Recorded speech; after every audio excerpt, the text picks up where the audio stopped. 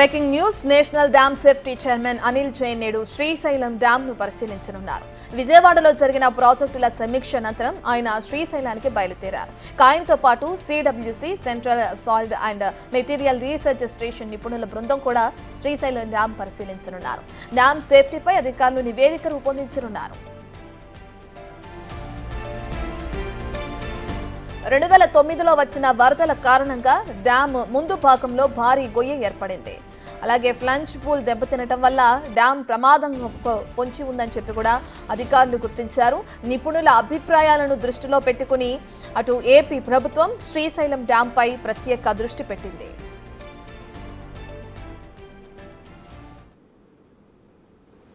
పూర్తి డీటెయిల్స్ అందించడానికి మా ప్రతినిధి శ్రీరామ్ అందుబాటులో ఉన్నారు. Sriram, national dam safety chairman శ్రీశైలంలో పర్యటించనున్నట్లు మనకు తెలుస్తుంది. దానికి సంబంధించిన డీటెయిల్స్ ఏ విధంగా ఉన్నాయి?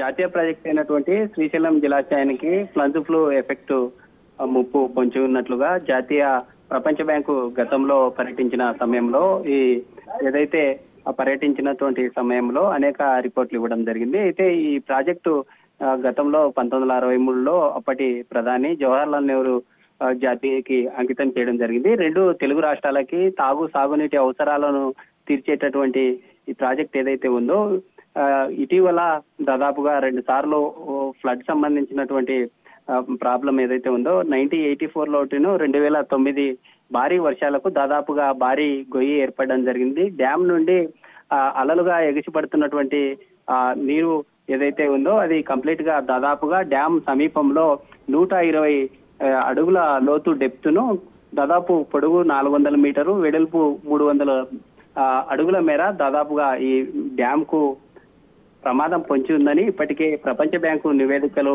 ఇచ్చినటువంటి విషయం మనకు తెలిసిందే. అయితే ఇప్పటికే ఇటీవల జరిగినటువంటి విజయవాడ కేంద్రంగా జాతీయ డ్యామ్ సేఫ్టీ అధికారులు గతంలో కూడా సీరియస్ కావడం జరిగింది. ఎందుకంటే జాతీయ ప్రాజెక్ట్ అయినటువంటి ఈ ప్రాజెక్ట్ కి 2 తెలుగు రాష్ట్రాలకి తాగునీటి అవసరాలు తీర్చేటటువంటి డ్యామ్ దాదాపుగా 12 క్రస్ట్ గేట్లు ఉంటాయి. 6 గేట్ ఏదైతే ఉంటుందో 6-7 గేటు సమీపంలో పెద్ద ప్రమాదమే పొంచి ఉంది. డ్యామ్ సమీపంలో భారీ గొయ్యి పడిందని గతంలో కూడా అధికారులు దానికి సంబంధించినటువంటి నివేదికలు కూడా ఇవ్వడం జరిగింది. అయితే గతంలో దాదాపుగా ప్రపంచ బ్యాంకు శ్రీశైలం సంబంధించినటువంటి డ్యామ్ సంబంధించి దాదాపు 108 కోట్ల మరమ్మతులు ఇవ్వాలని కోరినట్టుగా కూడా తెలుస్తా ఉంది. ఎందుకంటే ఇప్పటికే ఈ భారీ గొయ్యి ఏర్పడినటువంటి దానికి సంబంధించి దాదాపు 18 కోట్లను ఇవ్వాలని కోరడం జరిగింది. ఇప్పటికే కొన్ని సంస్థలను టెండర్లను కూడా పిలిచినట్లుగా తెలుస్తా ఉంది. ఈ రోజు జరుగుతున్నటువంటి 3-4 గంటల సమయంలో ఈ